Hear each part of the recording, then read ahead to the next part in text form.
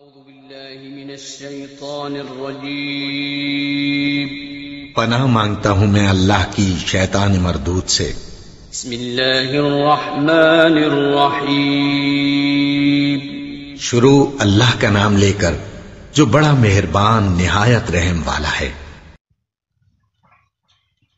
أعوذ بالله من الشيطان الرجيم بسم الله الرحمن الرحيم يا بني آدم خذوا زينتكم عند كل مسجد وكلوا واشربوا ولا تسرفوا إنه لا يحب المسرفين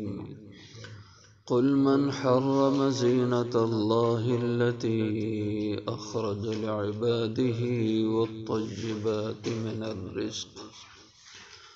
قل هي للذين آمنوا في الحياة الدنيا خالصة يوم القيامة كذلك نفصل الآيات لقوم يعلمون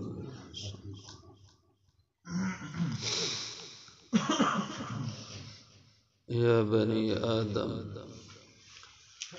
اے اولاد آدم، خذوا زینتکم،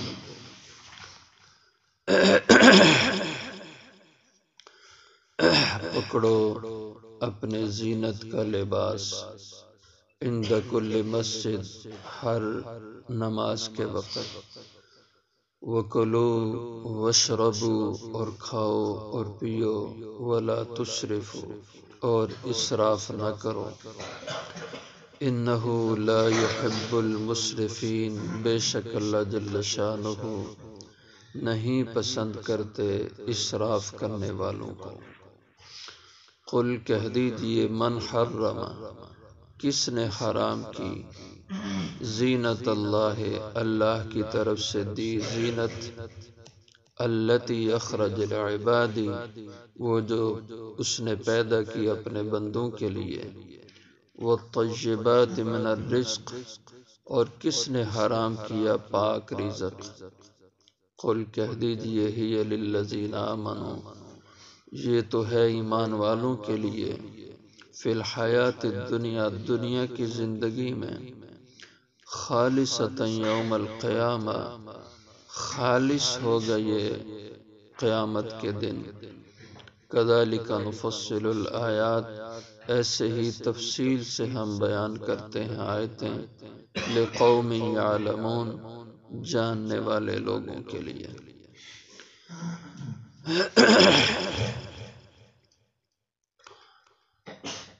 گزشتہ آیت مبارکہ میں یہ ارشاد فرمایا کہ جو اللہ کی طرف سے حلال کردہ چیزیں ہیں ان کا ذکر تم سن لو،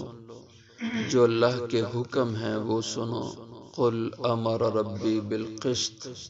واقیموا وجوہکم عند کل مسجد وادعوہ مخلصین لہ الدین، کہ یہ اللہ کے حکم ہیں، ان پہ چلو اور اپنی طرف سے باتیں گھڑنا بنانا نہ کرو۔ اب اسی طرح کا یہ بھی ایک اللہ کا حکم ہے، یا بنی آدم خذوا زینتکم عند کل مسجد، کہ ہر نماز میں جب انسان اللہ کے حضور حاضری دے تو ایسا لباس ہونا چاہیے جو لباس زینت ہو، اور ایسے لباس میں نماز نہیں پڑھنا چاہیے جو زینت کے خلاف ہو اور جس میں زینت نہ ہو بلکہ عیب ہو۔ پھٹے پرانے کپڑے، میلے کچیلے، بدبودار کپڑوں میں نماز نہیں ہوتی،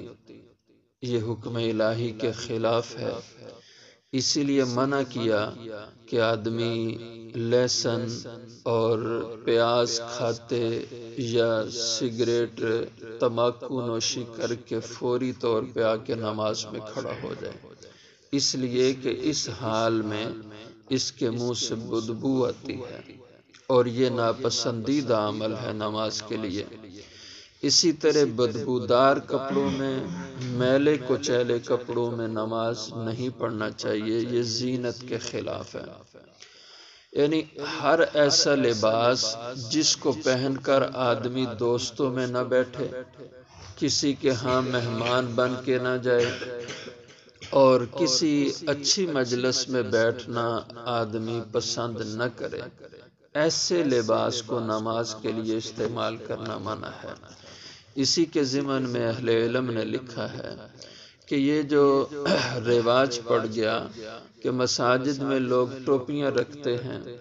اور صرف نماز کے لیے آ کے لوگ پہنتے ہیں پلاسٹک کی ٹوپیاں، اور اسی طرح کھجور کے پتوں کی ٹوپیاں، یہ بھی معیوب ہے۔ ان کو کوئی آدمی پہن کے شادی کی مجلس میں نہیں جاتا۔ کبھی کسی کو نہیں دیکھ سکتے آپ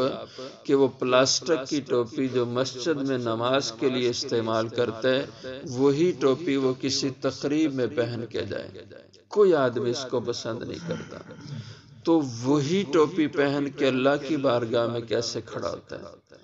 تو بعض علماء نے تو اس کو مکروہ تحریمی لکھا ہے کہ اس سے نماز، مکروہ تحریمی کا مطلب ہے نماز نہیں ہوگی، اس نماز پہ اس کو کوئی اجر نہیں ملے گا، ہاں فرض ٹل جائے گا ذمے سے۔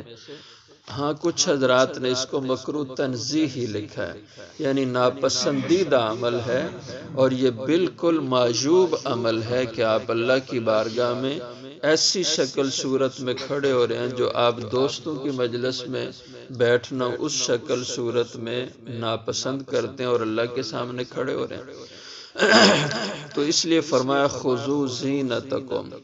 اے بنی آدم زینت اختیار کرو، زینت حاصل کرو، عند کل مسجد، ہر مسجد کے وقت یعنی نماز کے وقت، وَكُلُوا وَاشْرَبُوا، اور کھاؤ اور پیو، وَلَا تُسْرِفُوا، اور اسراف نہ کرو۔ جو اللہ نے تمہارے لیے حلال رزق رکھا ہے، کھانا پینا، یہ استعمال کرو، لیکن اسراف سے بچو۔ اسراف کہتے ہیں کہ حد سے زیادہ خرچ کرنا۔ ضرورت 100 روپے کے خرچ کی ہے، وہاں پہ یہ آدمی 150 خرچ کرتا ہے، اس کو اسراف کہتے ہیں۔ اسی طرح تفسیر روح المعانی والوں نے لکھا ہے کہ یہ بھی اسراف میں داخل ہے کہ آپ کی ضرورت 100 روپیہ خرچ کرنا ہے، لیکن آپ اس جگہ صحیح اس کو نہیں خرچ کرتے، بلکہ بخل سے کام لیتے ہیں اور 20-30 روپے 50 روپے آپ خرچ کرتے ہیں۔ آپ کو کھانے کی ضرورت ہے اور آپ کھاتے نہیں ہیں، جس سے آپ کے قوام کمزور ہو جاتے ہیں، ضعف پیدا ہوتا ہے۔ تو علامہ آلوسی رحم اللہ نے فرمایا یہ بھی اسراف ہے، یعنی ضرورت سے کم استعمال کرنا جس سے انسان کے لیے ضعف پیدا ہو جائے، یہ بھی اسراف میں داخل ہے، اور ضرورت سے زیادہ استعمال کرنا یہ بھی اسراف ہے۔ اور ایک لفظ تبذیر ہے، اللہ جل شانہ نے قرآن پاک میں فرمایا وَلَا تُبَذِّرُوا إِنَّ الْمُبَذِّرِينَ كَانُوا إِخْوَانَ الشَّيَاطِينَ، فرمایا تبذیر نہ کرو، تبذیر کرنے والے شیاطین کے بھائی ہوتے ہیں۔ تو تبذیر کا مطلب یہ ہوتا ہے بے موقع خرچ کرنا، غلط جگہ پہ خرچ کرنا، جو ناجائز موقع ہے اور اللہ کی ناپسندیدگی کا موقع ہے، وہاں پہ پیسے کو لگانا کھپانا۔ جیسے ہمارے لوگ غلط رسموں پہ، غلط چیزوں پہ، اور یا اپنی ناک رکھنے کے لیے، اپنی شہرت کے لیے پیسہ خرچ کرتے ہیں، جیسے شادی بیاہ کے اخراجات ہمارے، یہ سب فضول ہیں، بے موقع کے اخراجات ہیں، اور رسومات کے اوپر خرچے یہ بھی بے موقع اور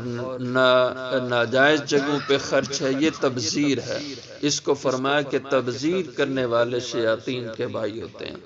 تو انہو لا یحب المسرفین، بے شک اللہ نہیں پسند فرماتے اسراف کرنے والوں کو۔ قل من حرم زینت اللہ التی، کہہ دیجئے کس نے حرام کیا اللہ کی زینت کو، یعنی جس چیز کو اللہ نے انسان کا حسن قرار دیا، انسان کے لیے اس کو زینت بنایا، اس کو کس نے حرام کیا؟ التی اخرج لعبادی، وہ زینت جو اللہ نے اپنے بندوں کے لیے پیدا کی ہے۔ اس کا تعلق اس بات سے ہے کہ جب یہ قرآن کریم نازل ہوا اس وقت کے جو لوگ اس کے پہلے مخاطب تھے ان کا طرز عمل یہ تھا کہ یہ لوگ جب بیت اللہ شریف کا طواف کرتے تھے تو اس وقت یہ لوگ اپنا عام استعمال کا لباس اتار دیتے تھے اور ننگے ہو کر طواف کرتے تھے، جیسے پہلے بھی عرض کیا تھا۔ اور اسی طرح یہ لوگ جب حج کے لیے آتے، حج کے اعمال میں لگتے تھے، عمرے کے اعمال میں لگتے تھے، تو یہ کھانا پینا بھی چھوڑ دیتے تھے۔ کہتے تھے کہ ہم اللہ کی عبادت کے لیے آئے، کھانے پینے کے لیے تھوڑے ہی آئے، اور اپنے اوپر کھانے پینے کو، اچھی چیزوں کو حرام کر دیتے تھے۔ مثلا گوشت حج کے موقع پر، حج کے دنوں میں، عمرہ کے دوران گوشت کا استعمال، مچھلی کا استعمال، گھی کا استعمال، انڈے کا استعمال اپنے آپ پر ممنوع قرار دے دیتے تھے۔ کہتے یہ عبادت کے موقع ہیں، یہاں پہ ہم ایسی جو ہے نا وہ اچھی غذائیں نہیں استعمال کریں گے۔ تو فرمایا جو چیز اللہ نے تمہارے لیے حلال قرار دی ہے اسے تم کس وجہ سے حرام کر رہے ہو؟ یہ لباس انسان کی زینت ہے، اس کو اللہ نے انسان کے لیے پیدا کیا، تم کس وجہ سے اس کو حرام کرتے ہو ایک خاص موقع پر؟ وَالطَّيِّبَاتِ مِنَ الرِّزْقِ، اور یہ جو پاک رزق اللہ نے تمہیں دیا ہے، گوشت، گھی، مچھلی، انڈا، یہ اللہ نے عمدہ رزق تمہارے لیے رکھا ہے، یہ کس وجہ سے تم اپنے اوپر حرام قرار دیتے ہو؟ قُلْ هِيَ لِلَّذِينَ آمَنُوا فِي الْحَيَاةِ الدُّنْيَا، فرمائیے پاک رزق، یہ اچھی صورتیں، یہ اچھا لباس، یہ اللہ نے ایمان والوں کے لیے اصل مقدر رکھا ہے فی الحیات الدنیا، دنیا کی زندگی میں، اور انہی ایمان والوں کی برکت سے اللہ تمہیں بھی یہ چیزیں دیتے ہیں۔ یعنی اس سے معلوم ہوتا ہے کہ اصل اللہ کی یہ رحمتیں، یہ برکات ایمان والوں پہ ہوتی ہیں، ان کی وجہ سے پھر اللہ کفار کو بھی دیتے ہیں اور دوسرے لوگوں کو بھی اللہ یہ نعمتیں پھر دے دیتے ہیں دنیا کے اندر۔ لیکن خالصتاً یوم القیامہ، یہ نعمتیں اللہ کی قیامت کے دن خاص ایمان والوں کے لیے رہ جائیں گی۔ اس وقت پھر یہ کافروں کو، مشرکوں کو، اپنے نافرمانوں کو اللہ یہ نعمتیں نہیں دیں گے، بلکہ انہیں کیا ملے گا؟ انہیں تھور کھانے کو ملے گا، انہیں پینے کو زخموں کا پیپ، خون، یہ چیزیں، اور گرم کھولتا ہوا پانی ان کو ملے گا، ٹھنڈا پانی ان کو نہیں مل پائے گا، اچھی چیزیں نہیں ملیں گی، بلکہ وہ اہل جنت کو جب یہ نعمتیں کھاتے دیکھیں ان سے کہیں گے کہ ہمیں بھی کچھ اس میں سے دے دو، تو وہ جنتی کیا جواب دیں گے؟ ان اللہ حرمہما علی الکافرین، کہ بھئی یہ نعمتیں اللہ نے آج تم کافروں پہ حرام کر دی ہیں، اب یہ تمہیں نہیں مل سکتی۔ اس لیے فرمایا دنیا میں اصل ہیں یہاں بھی ایمان والوں کے لیے، لیکن ان کے تابع رہ کے اللہ کفار کو بھی دے رہے ہیں، لیکن خالصتاً یوم القیامہ یہ نعمتیں قیامت کے دن اہل ایمان کے لیے خاص رہ جائیں گی۔ کذالک نفصل الآیات، اس لیے ایمان کی قدر کرنی چاہیے، اعمال صالحہ پہ گامزن رہنا چاہیے کہ یہ اعمال ہیں کہ جن کی برکت سے اللہ کی نعمتیں انسان کی طرف آتی ہیں، ان کی برکت سے انسان کو یہ ساری زندگی میں یہ اللہ کے انعامات ملتے ہیں۔ اگر یہ بھی نکل جائیں تو پھر ظاہر ہے کہ انسان اپنی ذات کی حیثیت سے تو محروم ہو گیا، ہاں کسی اور کے توسط اور کسی کے توفیلی بنا کر اللہ اس کو دے رہے ہیں۔ کذالک نفصل الآیات، ایسے ہی ہم تفصیل سے بیان کرتے ہیں آیتیں، لقوم یعلمون، سمجھ رکھنے والے، جان رکھنے والے لوگوں کے لیے، تاکہ لوگ سمجھ کر اللہ کی آیات سے فائدہ اٹھائیں، ان سے نصیحت حاصل کریں۔